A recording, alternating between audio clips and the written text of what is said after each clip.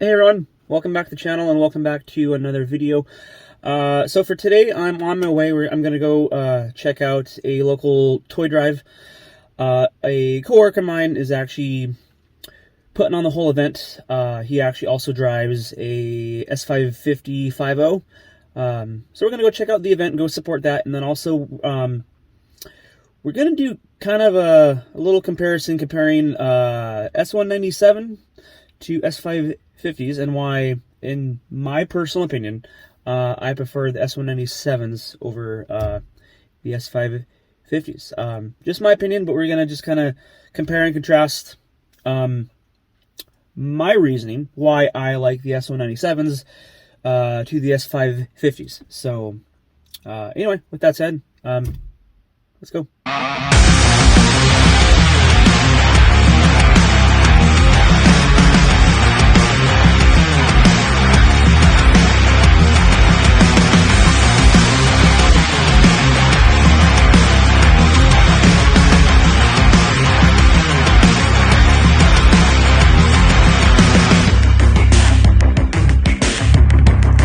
Alright, so just showed up here at the local toy drive. It's small. He just put this thing together yesterday, so there's only a handful of cars here.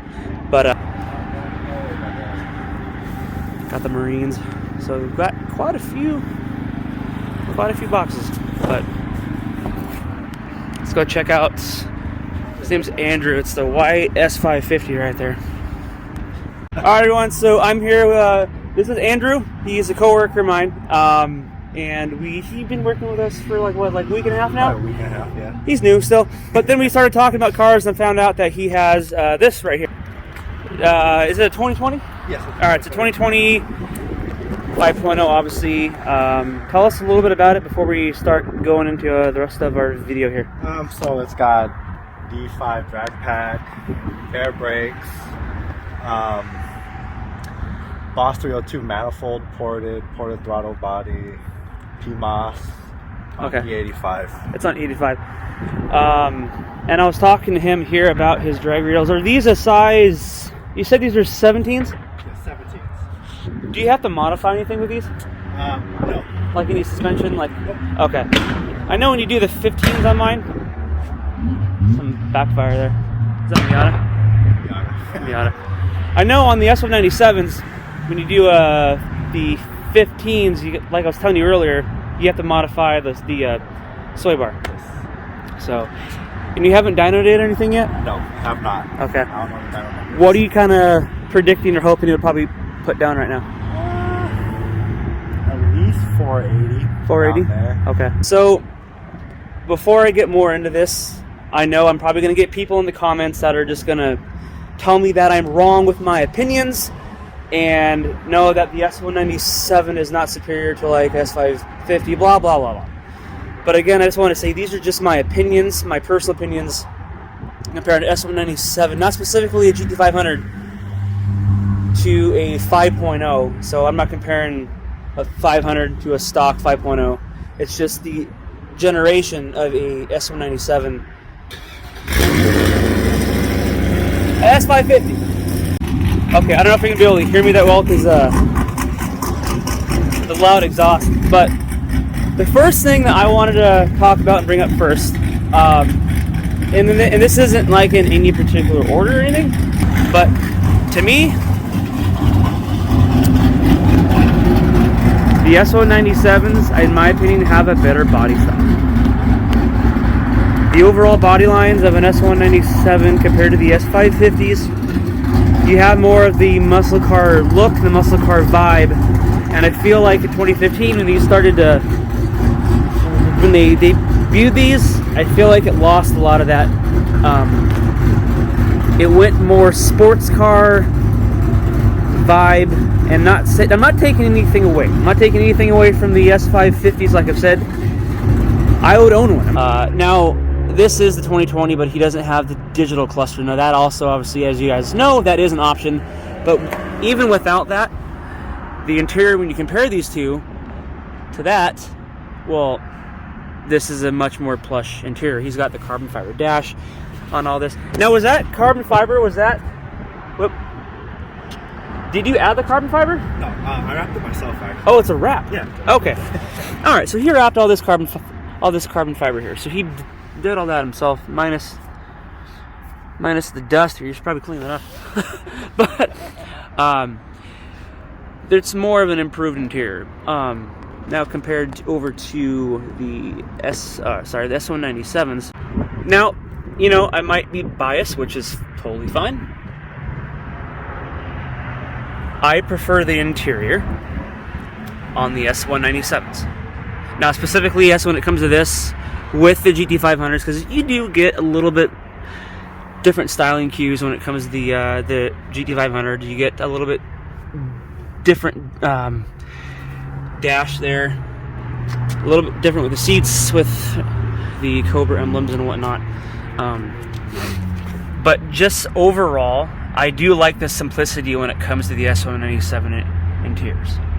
I feel like with the S550s, when they upgraded the entire platform of the car, like I said, I feel like it lost a little bit of the American muscle car feel and it went more like European sports car when it comes to that kind of stuff. I just, like I said, I very well could be biased, and that's totally fine, but I just prefer it's not even standard. This is the upgraded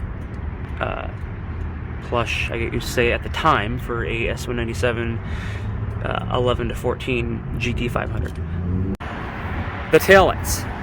I think the taillights on a S197, specifically 13 and 14, are better than the taillights here on the 2020s. Now, in the 2020s, they did switch them up a little bit. They gave it like a little extra curvature on them, and he did change these out. They're not the factory, but they're the factory styling, just not the factory colors. Best looking taillights that Mustang has ever put out. I don't think there's a taillight out there so far that is a better looking taillight.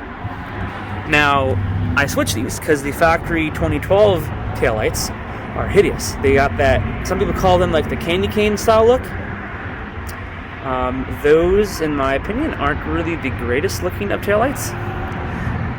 But the 13-14 style taillights, I don't think there's anything out there that's better looking than that. Because if I did have the factory taillights, that is one thing I would say that a 2020, actually no, 2015 on up, not even like a 5.0, even like a V6, because it's all the same, are better design. Specifically when it comes to, if this car was all stock,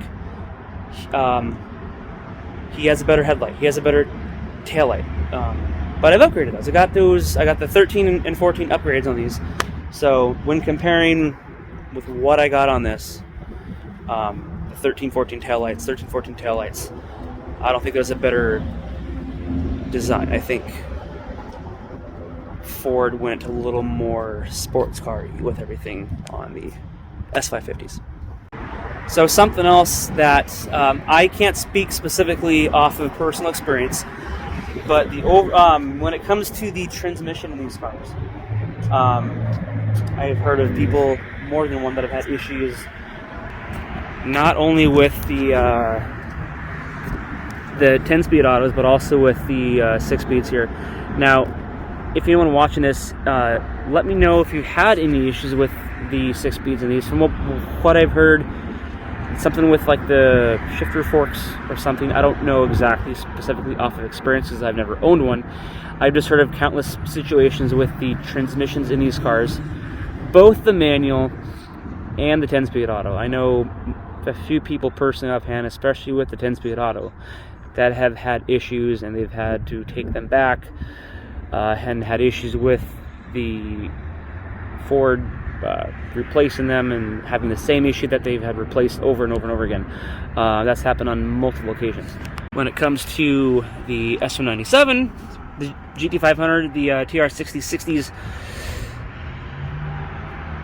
comparing the two, I don't know if I've ever heard of a lot of issues, if any, when it comes to the same types of situations where parts continue to break down and have warranty issues with them.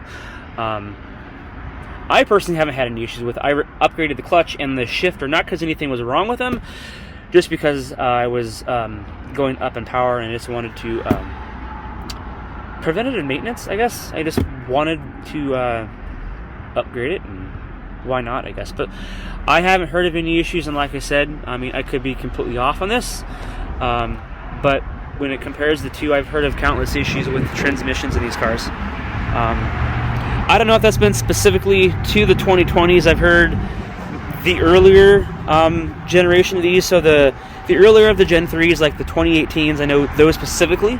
I know I've had issues with the 10-speed autos and some with the here with the 6-speeds. Now, I don't know if these issues have been resolved or if they're still having issues with these. Go ahead and leave a comment and let me know. These everything I have here, it's not all like I have like proof, but this is all just hearsay of everything that I've heard when it comes to issues with these cars when it comes to the transmission. Okay, so with my car, it's not really the greatest when it comes to trying to set examples on what is visually improved or a better design, because I've upgraded the headlights, I've upgraded the taillights, I've upgraded the grille on the all days. So with what I have on is what I feel is a better look and a better design, specifically if you own a 13 and 14 GT500 or just a 13, 14, 50, even a V6. Just the overall styling when it comes to the headlights and the taillights. All right, Andrew, so what is your opinion when it comes to the S550s comparing to S197s? What's your personal opinion when it comes to those? It's talking about how the transmission in your generation, specifically the 6-speeds and also the 10-speed, have had issues. Oh yeah. So I was kind of pointing out how the tranny in yours kind of have had some issues before. Haven't heard a lot of issues with that with the TR60s in that car. But what's your overall opinion comparing the two? I like both cars. S197, I think it's more of like a muscle car, true muscle car. Yeah, see? Gen 3s, you know, they're nice, they're fun. Love it. I was saying they kind of feel like more of a European sports car. You lose a little bit of the like the muscle car vibe, even though it's a V8. And yeah, you get the muscle car noises, but it is a more refined interior. It is higher factory horsepower. You get the 460 compared to the factory. If you got a GT in that, you're looking at 412 or 420 if you got a 11 or a 13 or a 14. We're not talking about like overall factory power performance. It's just the overall, like I said, my opinions when it comes to the overall look of an S550. Factory headlights, taillights, just the overall vibe that you get. Oh, another thing that I wanted to talk about. The independent rear suspension versus the live axle when you get, especially in a GT500. We kind of spoke a little bit how you feel more in control with the suspension in here compared to the IRS. I'm sorry, the independent. Right. Yeah. The independent suspension in this compared to the live axle in a just anything from 2014 down. When you give this thing power, you get a sensation of, okay, do I want to continue this? Like, right. The car will go sideways and you'll lose control a lot quicker than what you would with the S550. It feels more in control. You can take corners a lot easier in these things. They handle like a road course a lot easier. This is straight line. Straight line car, more overall power when it comes to the S550s. You feel like you're not going to keep the car straight that. All right, everyone. That's about going to wrap it up. These are just my thoughts, and these are just my opinions. I wasn't talking about the overall factory power performance when it comes to comparing an S197 that was from 2011 to like 2014 to a 2020 on up GT. Or even a 2020 GT compared to a 2014 GT. It's just the overall, the aesthetics, the overall look, and the overall feel and vibe you get when it comes to a S197 to his S550. But go ahead and leave a comment. Let me know what you guys think, if you agree or disagree. And if you're watching this and you're not subscribed, go ahead and do me a favor. I had a I have a goal of hitting 1,000 here soon. So like, comment, obviously, subscribe, and I'll catch you guys in the next one. See ya.